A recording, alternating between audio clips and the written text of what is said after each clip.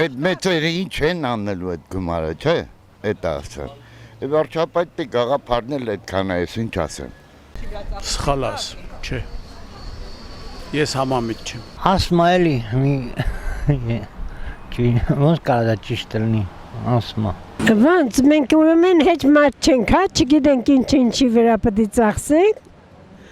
Հետաքրքիր է էլի այդ հարցը, օրինակ ոնց կարանք, դե իրանք ենթադրենք 40-50 հազար դրամ տանք իրան ու ասենք առ մի ամիս դու վայելի այդ կյանքը, կվայելի։ Թոշակառուն 10,000 ինքը վերունի դրանով նոր տարյանի, ես ինչ ասեմ։ Եթե կարա, մենք չենք կարամ։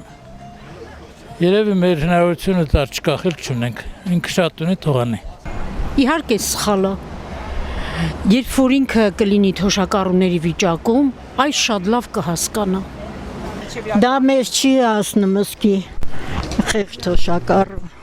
Չէ, ցավը տանեմ, դա շատ քիչ է, գոնե ամենաքիչը պետք է եղնի 100,000, գոնե մարդը իր վերջ տարիները երջանիկ ապրի թոշակով։ Դե ուրեմն ինքը տեղի եթե տենց ասել,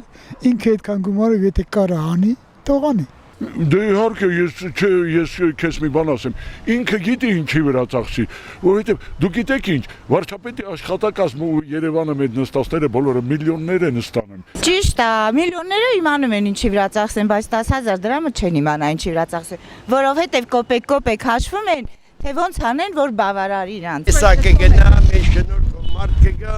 ամեն ինչ լավ կլի, մեզ համար։ Տենց եմ մտածում, թե ջեներասիան ինչ Իսա գրակ այդ մարդ հա ինչ ես ուզում նրան։ Ճիշտ ասեմ, Միխի, ես խելք ունեմ որ ծախսեմ։ Ձեր փողը ընկնեմ ձերից ես գողանում են։ Խելք չունենք մենք։ Հա ճիշտ ասեմ, փողը կամ շատ է որ չգիտես ինչի վրա ծախսես։ Խիչը գիտի, հո հարիվ չի թոշակառուն։